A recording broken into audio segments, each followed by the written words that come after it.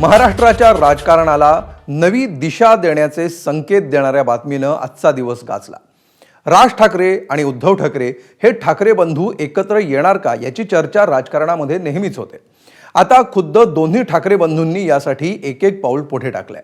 राज ठाकरेंनी एका मुलाखतीमध्ये उद्धव ठाकरेंसमोर टाळीसाठी हात पुढे केला आणि उद्धव ठाकरेंनी लागलीच त्यांना प्रतिसादही दिला, पण काही अटी शर्थींसह। त्यांच्या या साथ प्रतिसादामुळे राज्यातल्या राजकारणाला नवी कलाटणी मिळण्याची शक्यता आहे। पाहूया हा स्पेशल रिपोर्ट।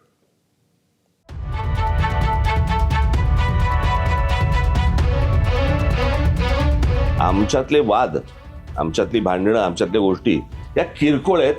किरकोळ भांडणं बाजूला ठेवायला मी सुद्धा तयार आहे। त्याच्यामुळे एकत्र येणं आणि एकत्र राहणं यात काही मला फार कठीण गोष्ट आहे अशातला मला वाटत नाहीये। बाकी आमच्यातली भांडणं मी आज सांगतो, जी काय भांडणं माझ्याकडनं नव्हतीच कोणाशी मिटून टाकली। चला, उद्धवच्या बरोबर काम करायला मला काहीच हरकत नव्हती। समोरच्याची इच्छा आहे का मी बरोबर काम करावं? महाराष्ट्राचं हित, मग त्याच्या आड जो कोणी येईल त्याचं स्वागत मी करणार नाही, त्याला मी घरी बोलवणार नाही, त्याच्या घरी मी जाणार नाही, त्याचं आगत स्वागत त्याच्या बरोबर पंक्तीला बसणार नाही। उद्धव ठाकरे आणि राज ठाकरे हे दोन ठाकरे एकमेकांपासून वेगळे होऊन आता 2 दशकं उलटून गेली आहेत। मात्र आता मधल्या 20 वर्षांचे मतभेद विसरून महाराष्ट्राच्या हितासाठी एकत्र येण्याची भाषा या दोन्ही नेत्यांनी सुरू केली आहे आणि महाराष्ट्राच्या राजकारणात चर्चेला पुन्हा एकदा उधाण आलंय। या चर्चेचा श्री गणेश झाला तो म्हणजे राज ठाकरेंनी दिग्दर्शक महेश मांजरेकरांना दिलेल्या एका मुलाखतीमुळे। मांजरेकरांच्या एका प्रश्नाला उत्तर देताना राज ठाकरेंनी आपल्यातली भांडणं ही महाराष्ट्राच्या हितापेक्षा अगदी छोटी असल्याचं विधान केलं। शिवसेना फुटली नाही, फुटली तर तुम्ही अजूनही एकत्र येऊ शकता का? अजूनही एकत्र येऊ शकता का? हे अख्ख्या महाराष्ट्राचं काय म्हणतात स्वप्न आहे। हे बघा, प्रश्न असा आहे ना की या सगळ्याच्या मध्ये कुठच्याही मोठ्या गोष्टीसाठी मला असं वाटतं आमच्यातले वाद, आमच्यातली भांडणं, आमच्यातल्या गोष्टी या किरकोळ आहेत। महाराष्ट्र खूप मोठा आहे हो, कळलं का? या महाराष्ट्राच्या अस्तित्वासाठी, मराठी माणसाच्या अस्तित्वासाठी ही भांडणं आणि हे वाद आणि ह्या सगळ्या गोष्टी अत्यंत क्षुल्लक आहेत, अत्यंत क्षुल्लक आहेत।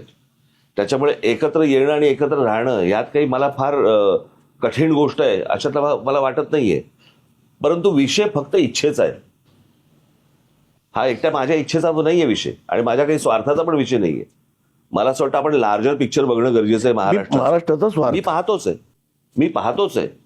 म्हणजे तर माझं म्हणणं आहे की सगळ्या महाराष्ट्रातल्या राजकीय पक्षांमधल्या सगळ्या मराठी लोकांनी येऊन एकच पक्ष काढावा। राज ठाकरेंनी टाळीसाठी पुढे केलेल्या हातावर उद्धव ठाकरेंनीही काही वेळातच टाळी दिली। मुंबईतल्या एका जाहीर कार्यक्रमामध्ये बोलताना उद्धव ठाकरेंनी महाराष्ट्र हित जोपासण्याचा मनोदय व्यक्त करत एकत्र येण्यासाठी पूर्ण तयार असल्याचं सांगितलं। मात्र ही तयारी बिनशर्त मात्र नव्हती।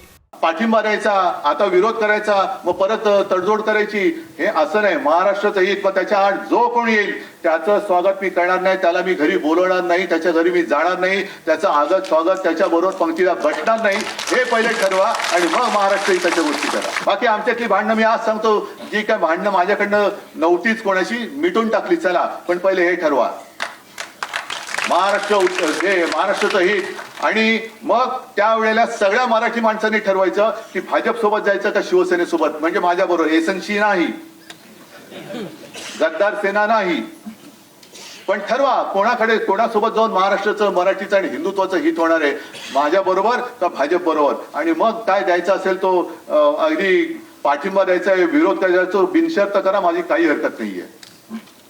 महाराष्ट्राचं हित ही एकच शर्त आहे माझी।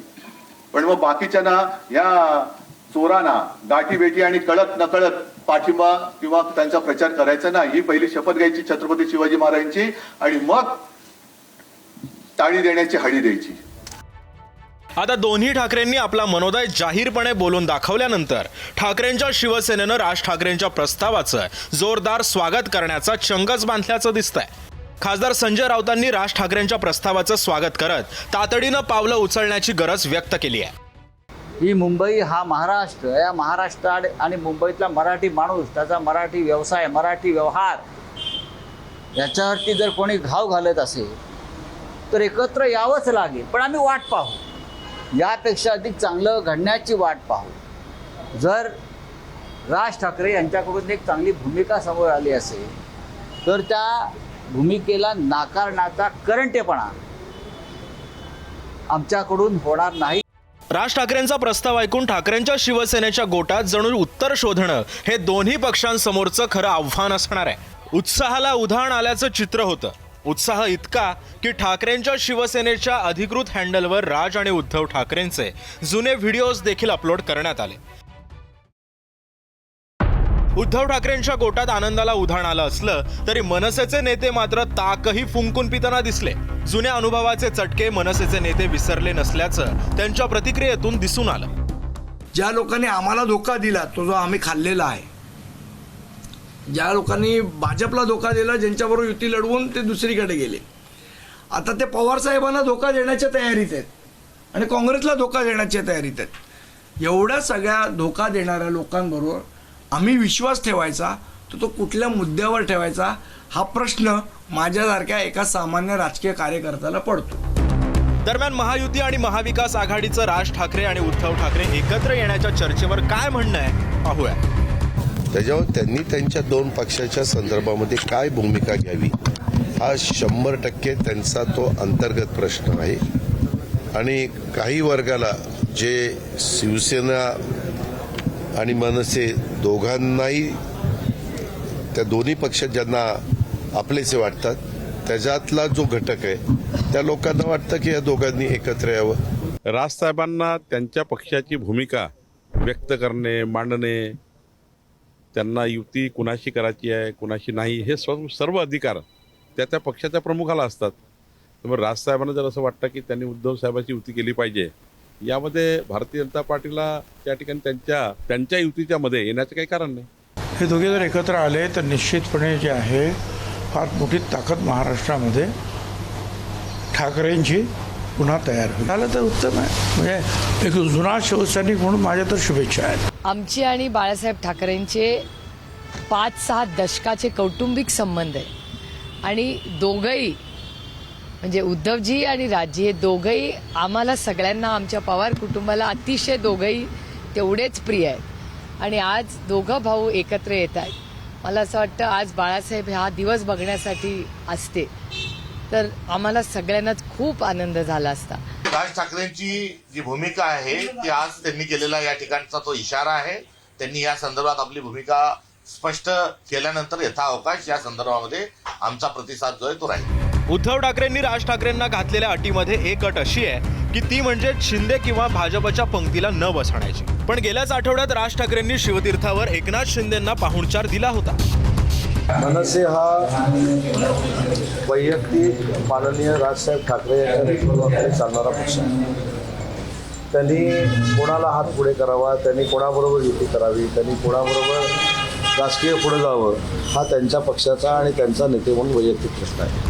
दोन ठाकरे एकत्र येणार असले तरी या एकत्रीकरणाचं स्वरूप नेमकं काय असेल हा सर्वात मोठा प्रश्न या निमित्तानं समोर आलाय. पक्षात नंबर 1चा नेता कोण असणार, कुणाचा शब्द अंतिम असणार आणि एकत्रीकरणाचा फॉर्म्युला नेमका काय असणार अशा अनेक प्रश्नांची उत्तरं शोधणं हे दोन्ही पक्षांसमोरचं खरं आव्हान असणार आहे. राज ठाकरे काय किंवा उद्धव ठाकरे काय, मनसे काय किंवा उद्धव ठाकरेंची शिवसेना काय, यांच्यामध्ये त्या अर्थानं फरक काय आहे?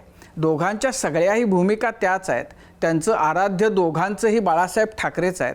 पण आपण बघितलं की उद्धव ठाकरेंनी आणि त्यांच्या शिवसेनेनं अगदी आपल्या पूर्णपणानं वैचारिकदृष्ट्या विरोधी असलेल्या काँग्रेसशी, रिपब्लिकन पक्षाशी सुद्धा युती केली, राष्ट्रवादीशी सुद्धा त्यांनी हातमिळवणी केली.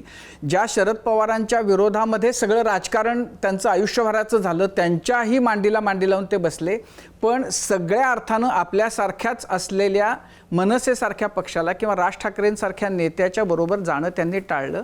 कारण त्याच्या मागचं कारण जे आहे ते वैचारिक कोणतंही मतभेद नसून वैयक्तिक पातळीचे त्यांचे विषय, त्यांचे इगो हे आहे. आगामी मुंबई महापालिका निवडणुकांसाठी एकत्र येणं ही राज ठाकरे आणि उद्धव ठाकरे या दोघांचीही राजकीय गरज असली तरी गेल्या 20 वर्षातले आणि त्यापूर्वीचे मूळ मतभेद प्रत्यक्षात कसे दूर होणार हा सर्वात महत्त्वाचा प्रश्न आहे. मुलाखतीच्या उत्तरामध्ये घातलेली साथ आणि जाहीर भाषणात दिलेला प्रतिसाद याच्या पुढे आता दोन्ही ठाकरेंकडून काय काय पावलं उचलली जातात यावर बरंच काही अवलंबून असणार आहे. ब्युरो रिपोर्ट, एबीपी माझा. एबीपी माझा, उघडा डोळे बघा नीट.